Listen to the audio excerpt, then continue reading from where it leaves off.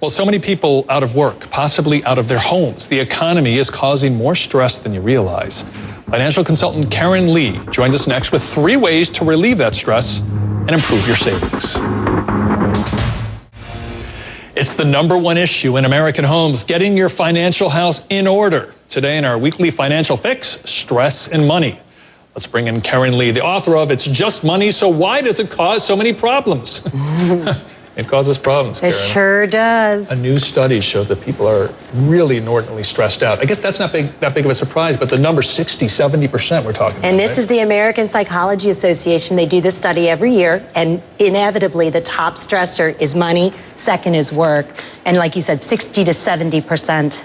So how do we deal with the money? How do we deal with the stress? What do we do? I mean, we all have bills. Yes. A lot of people can't figure out how to pay them. It really affects your life in every way, shape, or form. So what should you do? The first thing I want to talk about is that money is still very secretive, sort of the last taboo. So the first question I'm going to ask is, are you keeping your financial situation a secret? If you're single. From your family? Well, first I was going to say, if you're single, have you shared it with anyone? Are you carrying that burden on your own?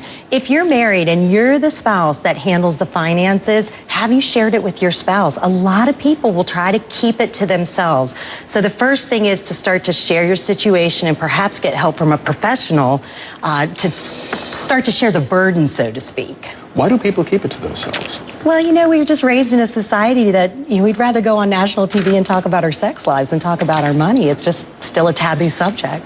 So once people share that with their loved ones, with their spouses, with their families, what do they do next? The next most important thing is to be prepared to make some changes. Quit accepting that this is the way you're going to live your life, always with this stress, and make changes. Look at reducing your lifestyle. If you're renting, get a lower apartment. If you've got a house, bring in a roommate. Change your car. Do whatever you have to do to cut back and include your family in these decisions. Karen, is that easier said than done, though? Of course it is. Yeah, I guess that's a cliche, but people say, "Oh, I don't want to downside my life. I don't want to get rid of my car. I don't." I talk about in my book all the time. It's just like diet and exercise. And we say eat less and exercise more. And is that hard to do? Yes, because we all want to eat and enjoy.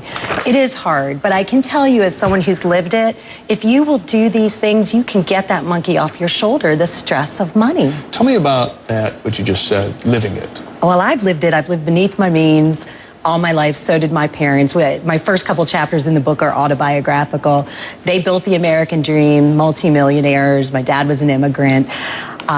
There's probably a little part of you that will go through life feeling like you missed out, that you deserve more, but I can tell you, to get to my age and have the relief of not feeling like you're living paycheck to paycheck, that's the best thing in the world. So I do live it.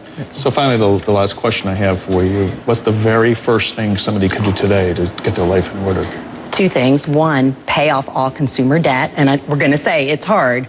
The second thing is, if you feel like you live paycheck to paycheck, you've got to build up an emergency fund. Now, even if you're saving regularly in your 401k, which is the #1 way people save money in this country, it's not having extra money in the bank for the deductible on your car insurance if you're in an accident. You needed new tires. You got everything else maybe planned out perfectly, but it's those little things that come up that'll throw you. You've got to have a cash reserve. Karen Lee, you gave wonderful advice. Thank you. It's a pleasure meeting you in person, You too. Thank you very much. Now, we should tell you that next week, Karen will talk more about getting professional help for your finances. Right, Karen? Yes.